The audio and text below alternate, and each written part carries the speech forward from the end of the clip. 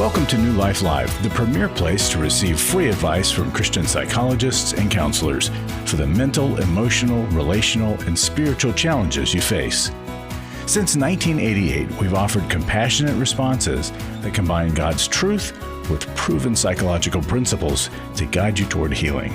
Our phone lines are open. Call us now at 1-800-229-3000. You're just in time for today's edition of New Life Live. Brian Perez here, along with clinical psychologist Dr. Alice Benton. We're going to be in the studio this hour to get you on the path to healing. What's troubling you? Addiction, grief, maybe it's grief over someone's addiction. Well, give us a call. We're going to be here this hour on these topics, any other topic. 1-800-229-3000 is the number to call. And hi, Alice. What's on your mind to get us started? We're also only here for an hour, right? So Yes. if you want to call, you just have an hour today, whereas normally we have two. Right. And what is on my mind is a heavy topic I discussed with a group of wonderful women. I was at a MOPS group, Mothers of Preschoolers, yesterday.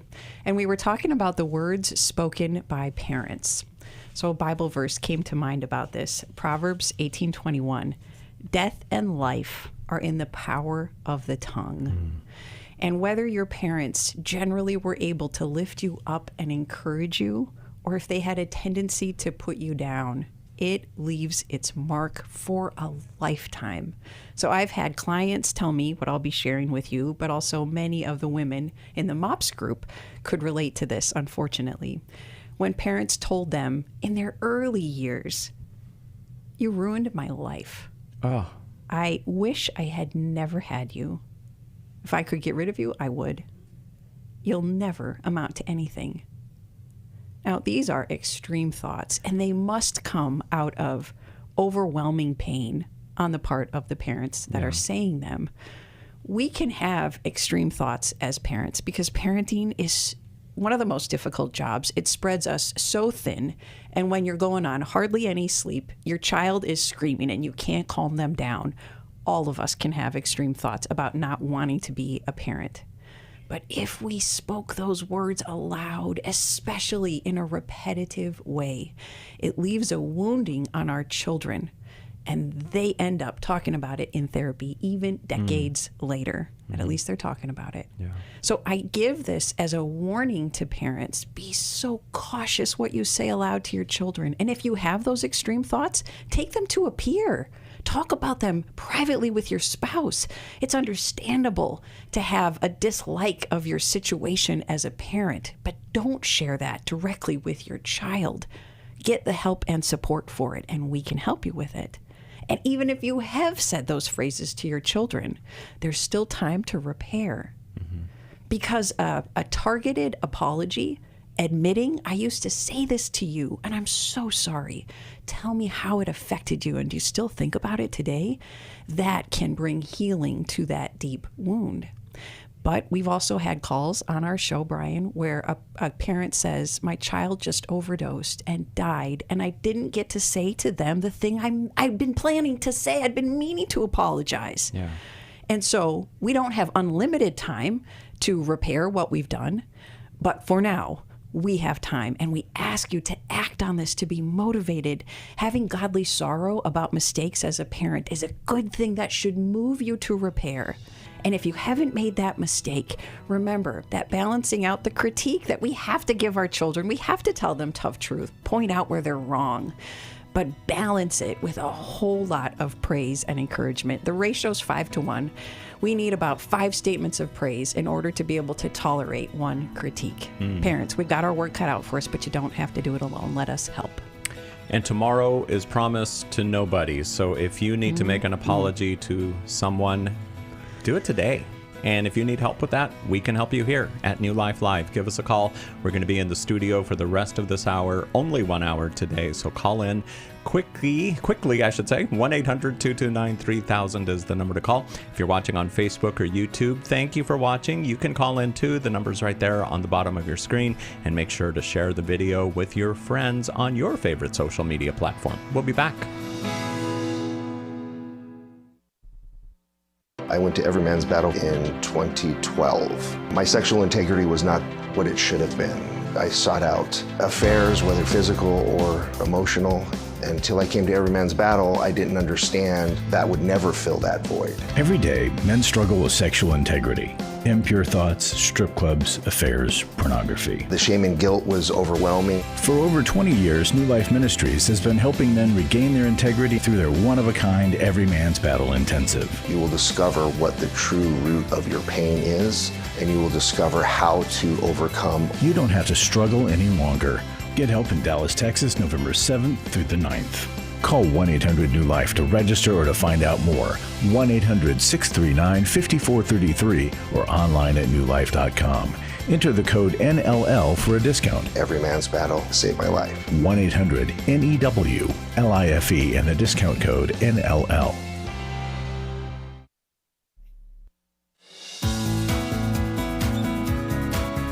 To find out more information about New Life or to order any of the resources mentioned on today's program, call 1-800-NEW-LIFE. Now back to New Life Live. And let's go right to the phones, beginning with Bob in Manchester, New Hampshire, listening on WDER. Bob, thank you for calling 1-800-229-3000 to talk to Dr. Alice Benton. Hello. Yes, good afternoon. Talking about marriage with my wife for 43 years, and dealing with unforgiveness for that length of time, borderline personal disorder, explosion of mood swings. We're not get counseling. I'm going to counseling, but she won't. At this point, I'm just ready to separate. I've just kind of had it, and trying to figure out how to deal with this behavioral damaging. It's just mental anguish that I'm dealing with. And her constantly holding on to resentment. And this goes back a generation where her grandparents lost a big farm. He committed suicide. The grandmother went into a institution. 10 children went to orphanages. We're all separated. And I think all of that trauma and anguish is just, it's down 2 generations. Wow. She takes medicine with depression. All my daughters do. But that's what I'm dealing with. And Bob, as we heard that tenderness in your voice, I think even though you're ready to separate, you still feel a compassion for what your wife's family has gone through? Yes. I mean, I've been trying for years to, I just feel like I'm walking on eggshells. What do I do next? What have I done wrong next, And I tried for years to, figure it out, and I can't. So how do I deal with it? How do I get her to counseling? She just thinks she doesn't have a problem. It's denial. And fill out the picture for us a little more, Bob. You have daughters. How many children do you have, and are any of them minors still? No, 38 and 41. They're married, have their own family. This emotional explosion is like two and a half years ago. My youngest daughter was living with us. They were doing construction in their house, and my son-in-law was giving the baby a bath, and my wife wanted the kitchen, but didn't exactly specify what time and when. And he didn't quite finish, giving him a bath in the kitchen. And soon enough, and geez, can you go in the bathroom? And all of a sudden, a massive explosion, argument. And she's just about written him off at this point. That's kind of what I'm dealing with. It seems to come out of nowhere, and it can be an enormous fight over something very small. Yes. Like going to the kids' soccer game, 6 and 7 years old. I'm 5 minutes late because I'm doing something. I got to go back into the house to get my daughter's teacup, whatever. And I put my teacup in the car. Didn't have a cup. Three drops of tea spilled on her seat, and just massive explosion. And this isn't the World Cup. We're not running late. It's not sold out. I mean, my word. So that's what I'm dealing with. Your body must always be tense, because even if there are moments of calm, periods of calm, you're just waiting for the next big anger to burst forth, and this has been going on for 41 years. Borderline 43. Personality disorder, 43 years, is it's very difficult to live with, to be in relationship with, especially if she denies that she has a problem. Now, you did say she's taking medication. How did that even come about? What was she able to admit enough of to be able to get on medication? Well, she's had depression for years, but with the medicine, she's better off. And anxiety, takes medicine for that. And for the most part, that part's under control. But it's just the BPD. The massive mood swings and what's next. And my oh my. And as the book out, Walking on Eggshells. Yes. As you're at the point of possibly separating, what have you told your wife about your urge to separate? Well, I've been going a couple weeks to a counselor, and I mentioned to her, we went to the beach last week. I said, geez, the doctor really suggests we go to counseling, talk about this. And no, I've talked to you from time to time. I really ask you what's going on, what's going wrong. And I said, Denise, it's over and above that at this point. We need someone else to, and I wish you would have said to me, like you said to me this week, a referee or a coach. Mm-hmm. That would have been more pleasant to talk about than a counselor, Mm-hmm. But, and I said, listen, if you don't want to go, then I guess it's just time to separate. Go ahead. See you later. Ooh. Go ahead. Oh, wow. So, and I was putting a... Do you suspect that's a heat of the moment response, or would she really be so laissez-faire about you leaving? Oh, I think she would be probably off the wall. I think that's just an off the wall, reply. Okay. She didn't really mean that. That's not likely. Right. And you're the counseling you're going to. You've just been going for a couple weeks. Is this your first attempt at counseling for the sake of your marriage? Yeah. Yes. I called into you folks 2.5 years ago, 3 years ago, and I couldn't find anyone. Mm-hmm. So finally, I just found someone. Mm-hmm. But this has been going on for a long time. It's completely understandable that you're thinking about separating, because even if her explosions have mostly been verbal, we were just talking at the beginning of the show about the power of the tongue being able to execute a heart, do so much damage to a person because there's so much power in what we say to one another. I would have you pace out your decision of whether or not to separate from her, because in some ways, what we have tolerated over the years, we teach people how to treat us. And you never want it to be mistreated by your wife. But I suspect your counselor will be able to help you strategize different ways of speaking up, speaking against what she does, and taking smaller steps of separation before you actually leave the house or leave the marriage. It may have to go in that direction, but there are many strategies and techniques to try beforehand. We call this scaffolding boundaries, because if you have not yet been able to consistently, calmly tell your wife, if you explode in anger, I'll have to walk out of the room. I'll have to take a break from you. I might have to sleep in another room. I might have to leave the house for a couple of days if you keep treating me like this and you don't get help. If you haven't yet practiced that on a consistent, calm basis, then there's still some pre-separation work to be done. Because you said your wife would be off the wall if you left, that tells me it matters to her that you're around.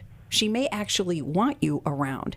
And if we can teach people to treat us better by limiting our exposure to them when they mistreat us, it can motivate some people to change. Your wife has been open enough to her mental health issues to get on medication. And so these couple of things tell me it's not yet time to separate, but it is time to strategize with your counselor. How do I separate in small ways and perhaps eventually fully separate, but in a biblical, boundary, truth, and grace approach? But I know, Bob, what I'm saying is much easier said than done, and you've been living in pain for a long time. So how do you react to my suggestion? I think it's a great idea. I don't think it's enough. I just have had it. And how well do you think you've done over the years being assertive, setting boundaries, and protecting yourself from her anger? Have you been consistent and done that well? I think I've done the best I can. I never really set boundaries. I never knew what to do. Yes. But like at the point when she wanted to go to the kids' game, I just slammed the door and yelled out a few things that I shouldn't have yelled out, but anyway, and left and met her there. So it's just, when you get, I'm a pretty cool, calm, and collected guy, but when it gets to the point where somebody's screaming at you, you just, anyone would just, have the same reaction back. It's humble of you to acknowledge. Of course, you react in anger towards her sometimes, of course. And who taught you boundaries? None of us are taught boundaries, hardly any, by our family of origin, and we're not taught in school. Now, the reason I want to suggest doing the harder thing first before separating is because separation, if it's not therapeutic with the intention of reconciliation, it usually leads to divorce. Divorce always brings more problems. Sometimes it solves problems, and sometimes it's necessary. And there are two biblical permissions for divorce, if there's been adultery or if there's been abandonment. But God seems to know divorce is going to cause so much havoc and suffering, it should be avoided at all costs. These other methods can be effective at reconciling, even with a person with borderline personality disorder. And so have you tried all these first? Because it protects your family, it protects your daughters, not to just take what your wife gives you, but to become strong and assertive about not taking what she gives you, putting these boundaries in place. So I know you'll have to decide which pain do you pick, because both options are incredibly painful and you're at your wit's end. Exactly right. But God's way will safeguard you more than what feels like the best way out right now. So I ask you, converse with your clinician about it. Let them know what we've told you and see what that clinician says about trying assertive strategies and boundaries first before moving towards separation. You can always separate later, but you can't undo the harm of separation. But boundaries can help you decipher if you need to go that route.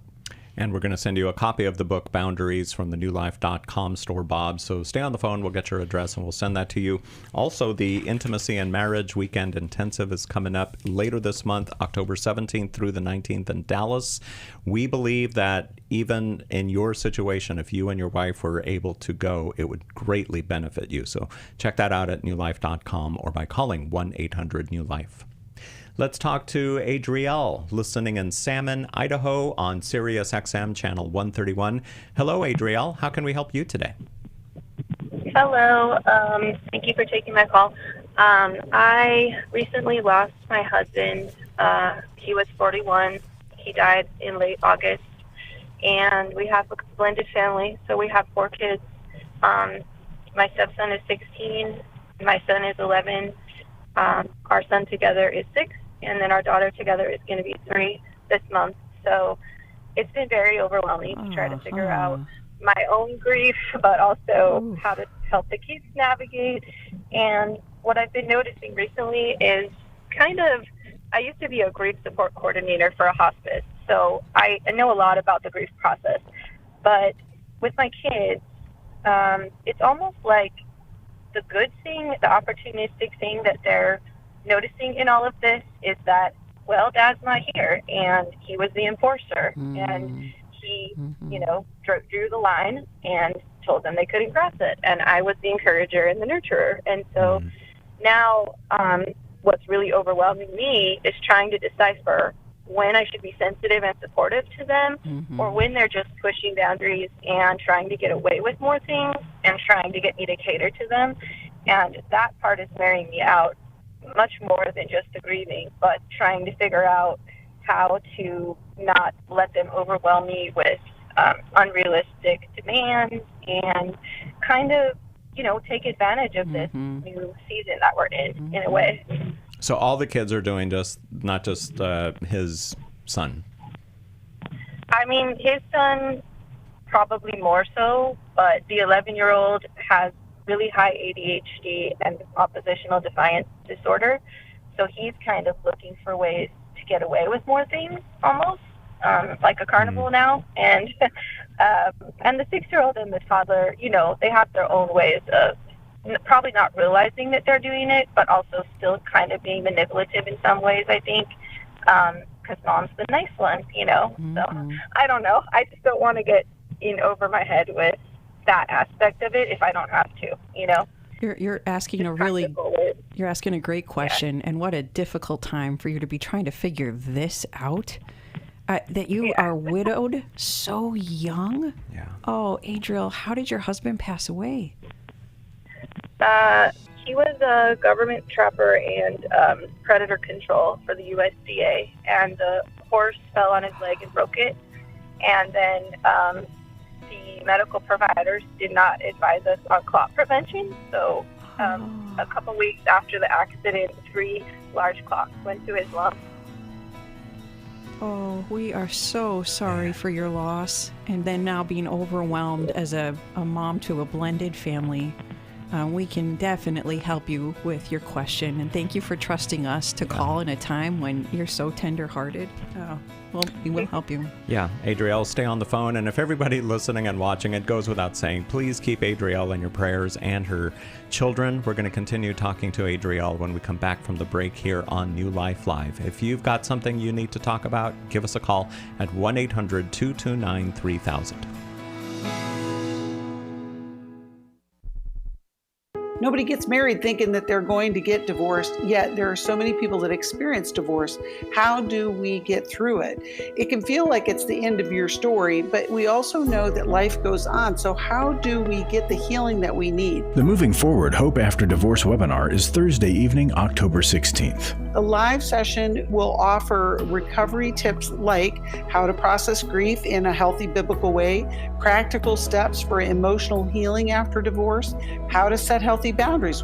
This session is for anyone who's separated, divorced, or still navigating the long-term impact of divorce. Maybe you've been divorced for many years and you're still holding on to that resentment. Call 1-800-NEW-LIFE or go online to newlife.com. It's not information, it's an invitation to heal, to hope, to rebuild, to trust that God has more for your story. Start your new chapter today. 1-800-NEW-LIFE, 1-800-639-5433.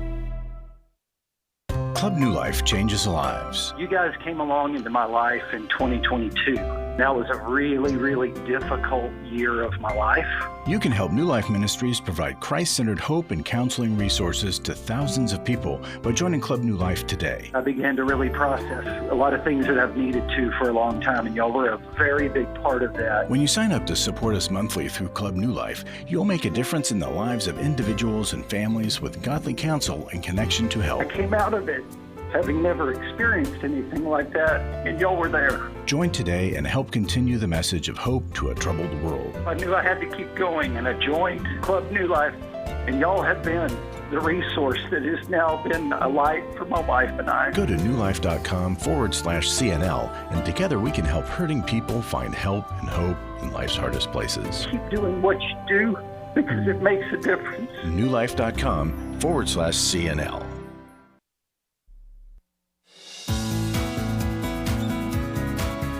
To find out more information about New Life or to order any of the resources mentioned on today's program, call 1-800-NEW-LIFE. Now back to New Life Live. And let's go back to Adrielle in Salmon, Idaho. Are you still with us, Adrielle? Yes. All right. Thanks for holding through the break. Alice? I sense you have a pretty good radar when your children bring you requests. That you know enough to ask this question. Wait a minute. Are they trying to get away with something here? Do you think you have a good radar, and do you trust your radar? I would say yes, but I get a little thrown off or confused when it seems like something that they might need to feel more supported right now. So an example would be, the teenager used to walk to work and back. And now if I'm not available to give him rides to work and back, he gets kind of offended and frustrated because he doesn't want to walk both ways to work and back. And I'm kind of like, okay, I want him to feel like I'm there for him. I know he can feel really abandoned right now because his biological mother's not able to take care of him. She's really horrible to him, and his dad just died. So I'm like, where do I draw the line of, I have other things, other kids, other errands to do. I can't drive you to and from work every time you want me to. That kind of is an example, I guess. So. Mm-hmm. I would say, Adrielle, that your best emphasis is on giving them emotional support. And by that I mean making conversation available for them to share the thoughts and the feelings that they're struggling with. and giving them permission to be angry with you, with dad, the government, God, their mom. I mean, all the different players in this. That's the most important support you can give them, is making it okay to feel, to talk about it, and not hiding your own feelings from them. Now, I would caution you with what I just said, because they shouldn't be your main place to go to lay all your grief, and you sound like you already know that. But withholding your grief entirely in front of them because you should be strong, I also don't think is emotionally healthy. So letting the family have permission to talk and to feel and to reminisce and to be upset, that's the key to helping them through this. The rest I'm going to say might surprise you a little bit. I get the sense that wanting the ride to work, I think that is pushing for more than your son really needs from you. I don't think that's an emotional need that he truly has. I think he might want the convenience of being driven to work when he was just fine walking to work before. So a phrase I use with my kids, but I think this fits even in your situation with the loss of your husband. I'll make sure to provide what you kids need, what you truly, absolutely need. You will get what you want. You will provide for yourselves. I'll help you earn to get what you want. I provide what you need. You earn what you want. And that's just good for character development overall for our children. Because if we provide the things that they just want but don't absolutely need, that tends to lead towards spoiled entitlement and lack of appreciation for all the things that we're doing for them. So they need your emotional and spiritual support. I don't believe they need a ride to work. I don't believe they need the carnival. Those are nice wants. They're not needs. And it's better for them that you help them earn those things. Now, if your teenage son wants to help you out more around the house and babysit the kids and you pay him back by giving him a ride to work, because that works for both of you, great. Go ahead, do that. Bargain. But ask for something back from him. You laugh. What's your reaction to that? Yeah, it sounds kind of transactional, so I'm trying not to lead them to that sense of entitlement, put them in a position where there is a sense of entitlement. But like you're saying, the word earn kind of makes sense because that's real life. So exactly. And it's real life when we go through tragedy and when life is running smoothly. We still have to work hard to earn the things that we want, but you'll provide for them the things that they need when they're minors. So I use 3 little phrases, Adriel, to slow me down when my kids ask me for things, because I love my kids and I want to please them and I want to say yes to what they want. But I can overcommit myself and give too many yeses and then I get myself into trouble. So I use these 3 phrases. I use just the sound. HMM, many M's. That sounded like many M's. I don't think it was just 2 M's. It's multiple. Yeah. Because that gives me a little time to think. When they say, will you do this for me? And that gives me space to not give my quick yes. I say, well, we'll see. I'm not sure yet. We'll see if I can do that for you. Or I'll think about that and I'll get back to you. And then that helps me decide, is this good to give a yes to or should I give a no to? And because your thinking is, of course, clouded by your grief, I'd have you check in with some of your safe peers. The carnival, should I really be doing this? Does he need this one? The drive to work, should I really be doing this? So that you get feedback. Do that with safe, loving people who'll give you good, honest feedback. Okay. Do you have safe people in your life? We have a really supportive small church. We live in a really small town, and so the pastor's kind of helping me, mentor the boys as much as he can. And there's a couple other people that are like that are friends and everything. So and I think like with the 11-year-old, it's more of a lawyering type of situation. So it may not be a request of a yes or no or wait, but it may be, hey, when you get home from school, I need you to pick 2 of your main chores to get done before you do anything fun, like watch a movie.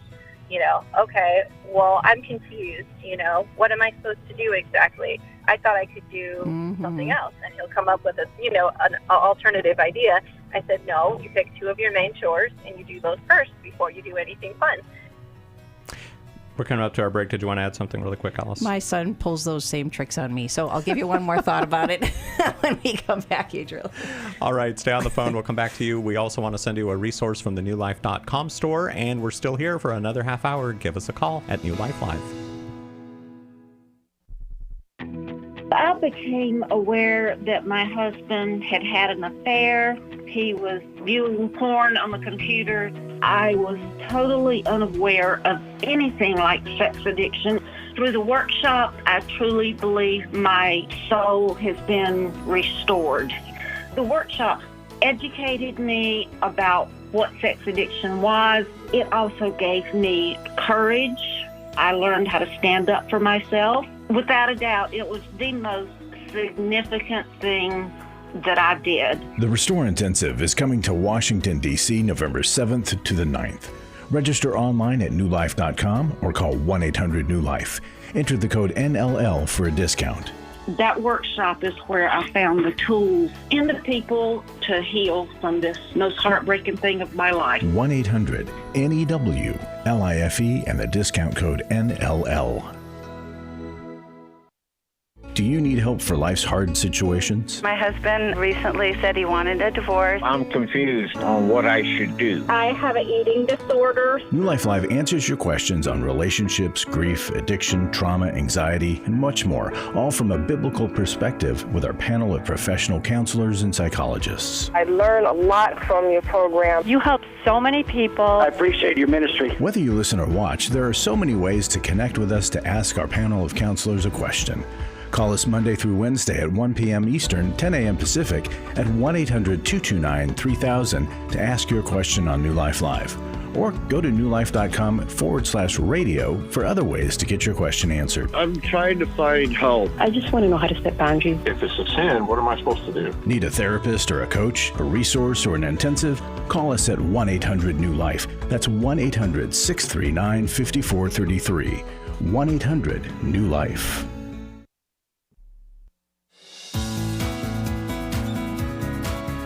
To find out more information about New Life or to order any of the resources mentioned on today's program, call 1-800-NEW-LIFE.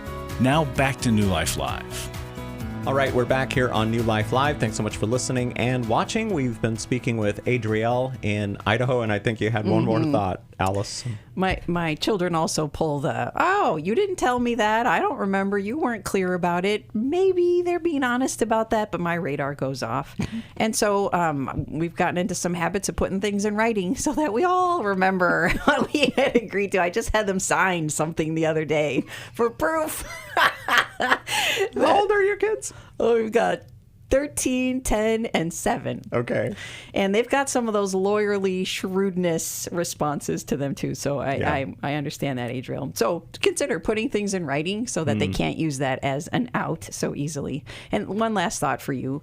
I just hear how strong you have to be because you have 4 people depending on you. And I really hope you let yourself get into your messy grief with some of your peers because you need to be able to not be the only responsible one with all the burden on your shoulders. You did say you lean on other people, so I hope you bring your heart, your grief, your anger, bring that to those people that are safe for you. Yeah. We're going to send you a copy of the book, How We Love Our Kids, from the newlife.com store. Another book that's available in the store is the Life Recovery Workbook for Grief, so you might want to look into that as well. 1-800-229-3000 is the number to call today on New Life Live, and we have 2 events coming up this month. We hope to see you at one or both of them. First up, it's the Choosing Wisdom Online Life Recovery Conference that's happening this Saturday from 10 a.m. to 3 p.m. Central. In 5 hours, your wisdom will increase 5-fold or maybe 12-fold because we've got 12 experts talking on topics that impact your everyday life, including anxiety, which is Dr. Alice's topic this Saturday. Registration ends Friday at 12 noon Central Time. Just do it today in case you forget. Did he say Friday? Did he say Thursday? Was it 2 o'clock? What time did he say? Just do it now. Just do it now. Newlife.com.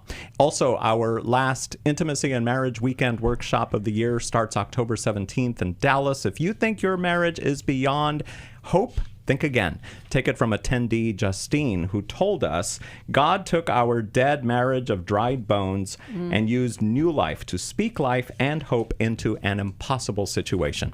If you want that to be your story too, hurry, because spots are limited and filling up quickly. You can get details not for either or, but for both and these events by calling 1-800-NEW-LIFE or at newlife.com.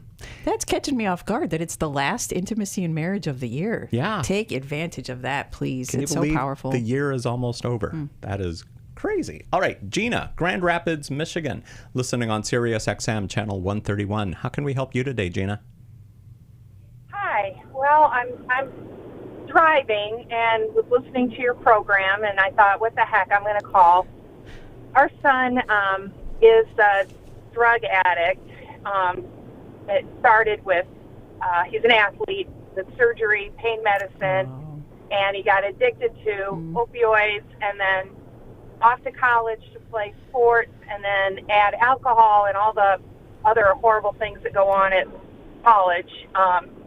He's now exhibiting like schizophrenic behavior, and he's had a couple of like 4 big episodes where I really, he spent 30 days in rehab, and we really thought that was the turning point.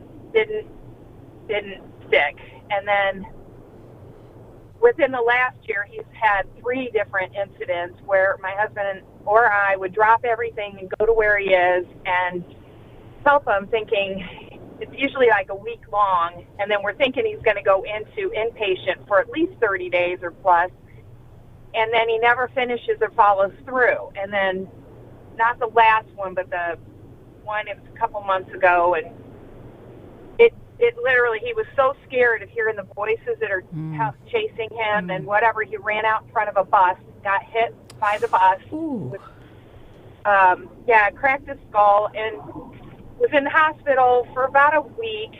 They held him there, and my husband, of course, he went out. I'm like, I can't do it this time. You have to go. So he went and stayed out there, and here we are again, and he just isn't following through. And he's got great insurance.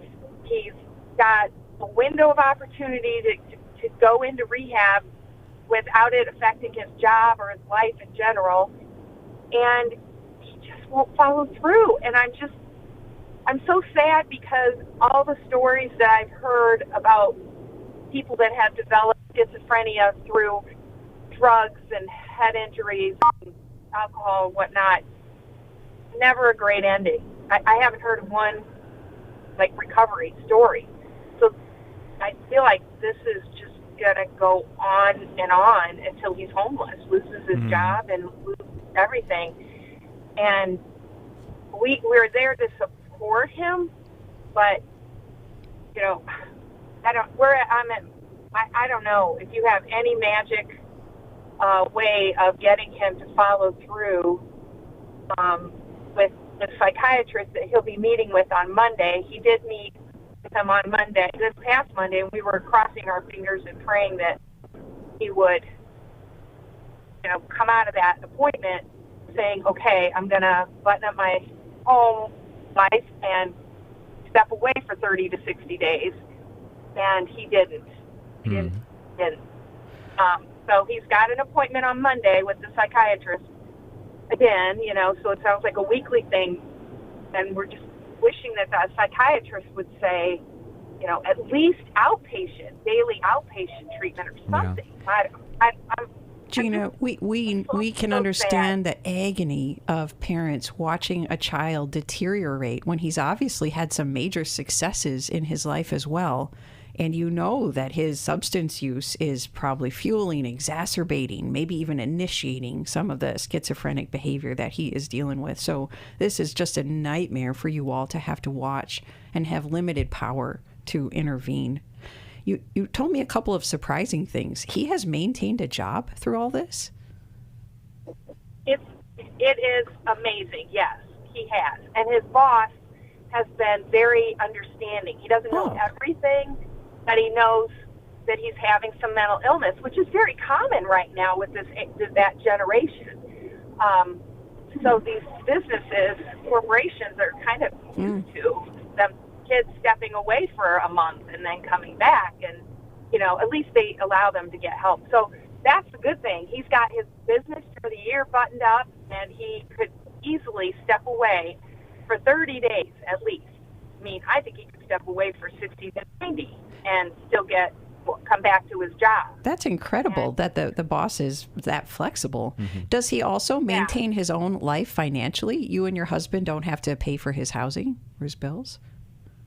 No, not now. No, he's got a good job, and so that's the thing. But he is one step away. If he loses that job, he's going to be homeless. Right. And I would guess that the success he's having might keep him from the deeper recovery work he needs, because he is managing his life to some extent. It hasn't fallen apart yet, but you all see the writing on the wall and, of course, want him to get the full help so that it doesn't fall apart, because he is headed in that direction, unfortunately. Is this the first person close to you that you've experienced this level of substance use with? Yes. I wouldn't say mental health issues, but first time with somebody with mental health because of addiction, yes. So you may know that one of the really difficult answers when we wish we had a magic response, one of the difficult answers is we can influence an adult child. We can leverage, reward, we can hold consequences if we have some power in their lives, but we certainly can't make them do the thing that they absolutely need to and we wish they would. And so it's finding a balance of the level of influence you and your husband can have in your son's life. And some of the best ways to learn how to do that are through Al-Anon, where you learn how, as a family member of an addict, how to respond to that addiction without enabling and without saving too much. Because strangely, too much help can keep an addict in their addiction. And it's very confusing and difficult to figure out how to love an active addict, because one of the ways we have to at times is to let them suffer, and even to let some of the things in their life fall apart without us holding it together for them, while still keeping the messaging, I love you, I'm here for you, and when you're ready for treatment, I'll drive you, I'll go with you, I'll help fund it. But my help is tied to you getting into recovery. And that doesn't feel loving, and it doesn't sound loving. But what we found is it's the most effective way to help a person who's not yet ready to receive the help. And so you and your husband getting the strength and the support around you to allow some of these things to take place, and even to figure out when should you not help your son, is actually the best way of helping him long term. We've got to take a break, Gina. We'll be right back with a resource that we're going to send you from the newlife.com store. And we've got other calls coming in as well, so we'll get to those here on New Life Live. Brian Perez here with Dr. Alice Benton at 1-800-229-3000, and we'll be right back. I was sort of vaguely familiar that the 12 steps had some origination in the Bible. I found Life Recovery, and one of the things I liked so much was that it had such a broad appeal. It wasn't limited to just alcohol or drugs, that it was addressing a wide range of problems. At New Life, we believe everyone can benefit from a life recovery experience. There are life recovery groups all over the country. They take place online, in conference calls, and in person. And if there isn't one in your area, we can help you start one. We have startup materials, leaders' guides, CDs, Bibles, and more, all with discounts available for groups. Call us at 1-800-NEW-LIFE and ask for Terry Ward. The 12 Steps have long been a great help to people in recovery because much of the 12 Steps' power comes from the fact that they capture principles clearly revealed in the Bible. The 12 Steps is really a pattern for all of us as Christians. Call 1-800-NEW-LIFE. That's 1-800-639-5433. For over 35 years, New Life has been the most trusted name in Christian counseling. Your ministry has saved my life. If you struggle with emotional hurt, family or marriage problems, the pit of depression, or the pain of addiction, we can help. I'm down 100 pounds now from what I was. I found a counselor through New Life Ministries, and it's just been outstanding. Our treatment programs provide clinically appropriate solutions from licensed professionals, all in a biblical framework. I have had problems with alcohol. I think God has ordained this place to be His. You don't have to be a prisoner of your pain. Help is available at 1-800-NEW-LIFE. She tells me that I'm a new man, and I feel like a new man. It worked for me, and it can work for them too. This time it is different. If you're ready to take the first steps toward genuine spiritual and emotional healing, call us today at 1-800-NEW-LIFE. God can open the door for a better tomorrow. To get someone that's competent, that's good at what they do, it's been like day and night compared to what I've had before. Call 1-800-639-5433.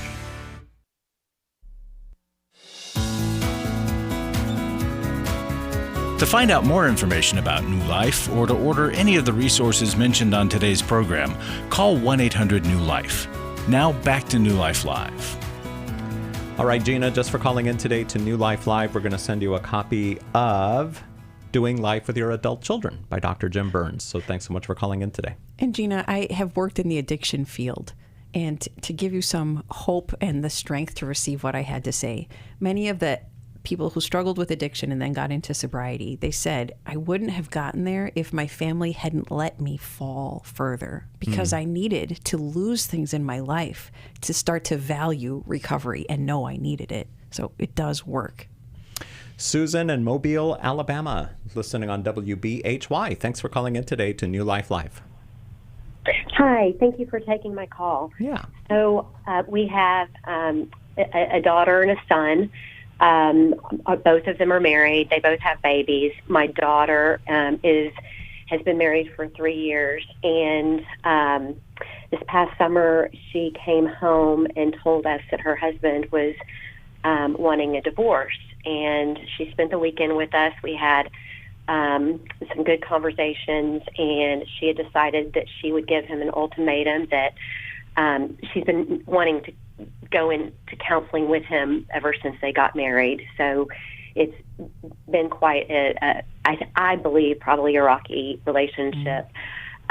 Since she came home, after she went back home, she got a text and he said, you have no idea what you've unleashed. And since then, he is just extremely irate. He is trying to convince her that we're the bad guy. A week ago, we received a letter from her, which did not seem like that was her at all. Just seems like he's had a laundry list going. He comes from a terribly broken family. And during this time, we never shared anything with our son and our daughter-in-law, nothing at all. This past weekend, we had a vacation with the kids and their babies, and it was absolutely horrible. He made our lives, our family vacation, horrible.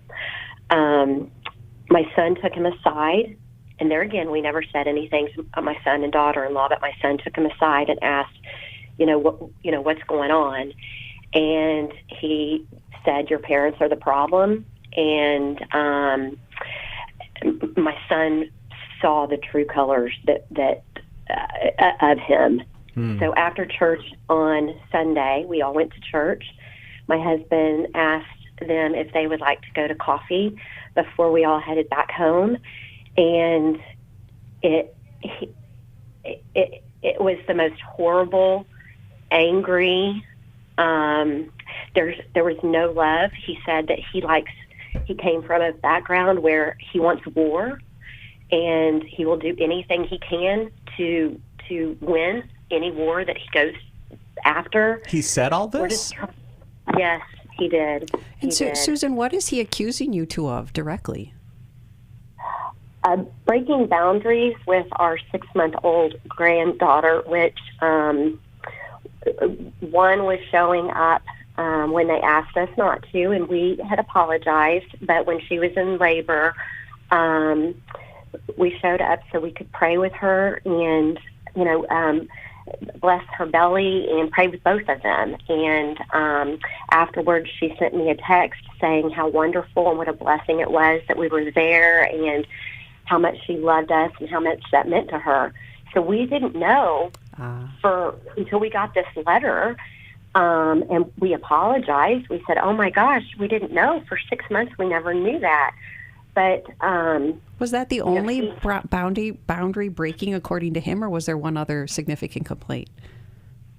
There was one other complaint that, but when we had coffee, apparently he had a laundry list of things, which made absolutely no sense. But one of the things he said, which we apologized for that as well, and we knew as soon as we did it, it was my grandson's birthday party, and and they asked us, they wanted to go on a walk, and I checked their location, and they were 10 minutes away.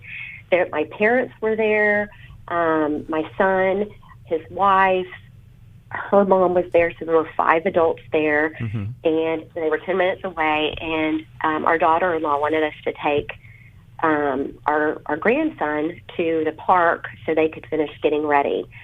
So I called right after we left, and I said, hey, I noticed your location, you're 10 minutes away, and they were very upset, and we apologized and said we would never do that again. Upset that you checked their location, that they thought that was like spying? No, that they asked us to keep the baby, and then we left before they got home, and it's only 10 minutes. So you left the baby in the care of other adults, and they didn't like that. You did that. Yes, okay. my parents, and then my son, his wife, and then her mom. So I want us to try to get you help with this. What's your question for us? This is a scary, startling situation. What do you need? Y'all have no idea. We are frightened for our daughter and our granddaughter. Absolutely frightened. The evil that we saw in his face and in his eyes, and my son and my daughter-in-law, he said himself that he's on the warpath. So I understand that you're afraid. How can we help you? We're running down on time, and we want to get you something here. I'm sorry. So we're just trying to figure out how to navigate this, and to show her how much we love her. And just if you can please help us. What is she asking of you? I know you received a letter. You don't know if she wrote it or not. Is she asking for space from you?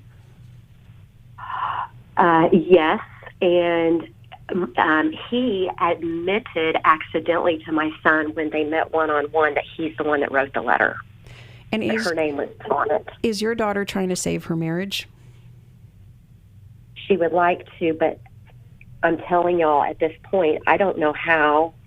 We've done a lot of research on personality disorders, and it sounds like a classic narcissist.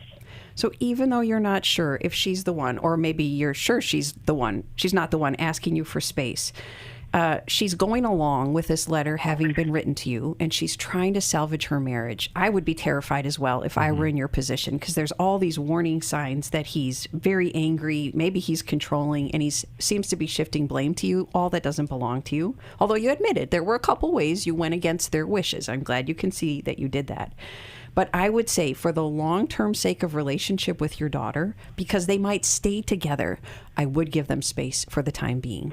Now, if you think she's truly in physical danger, you can call the police to do a wellness check. But I wouldn't show up at their house if I were you, because I think you'll light off the bomb if you do that. And I don't want you to lose access to your daughter and your grandchild if she stays married to this man. And he'll have custody, partial custody anyhow, even if they divorce. Right. So I think you and your husband pray, fast, spiritually, do all that strong activity to intervene and be ready to help her if she does open up for help again. But I think space is your safest bet for the time being. Okay. So even like sending her a text saying we love you or a scripture verse, nothing like that right now? If space meant don't even communicate with me for the time being, I would not send a text like that. It will do more harm than good, even though the content is good. But because of how explosive he is, and she's picking him right now. I think you give her space and pray. And you can write all that stuff down that you want to send to her to say, hey, here's my journal I kept of everything I wanted to say. But don't send it to her right now. So you say, and we're running out of time, she's picking him, but what if she's doing it out of fear? I don't think you know enough to be able to make those decisions and act on them, because it will interfere with your relationship with their family long term. So I think it's too risky to communicate unnecessarily right now. Yeah. Susan, stay on the phone. We're going to send you a copy of something from the newlife.com store. Talk to you guys Thanks for listening. We hope this program has helped you by giving you insights for handling the challenges you face in your life. We want you to know that we're here for you, but you also need to know that New Life Live is a listener-supported ministry. To make your donation or to get any of the resources mentioned on today's program, call 1-800-NEW-LIFE. That's 1-800-639-5433 or online at newlife.com. Please join us again tomorrow for New Life Live.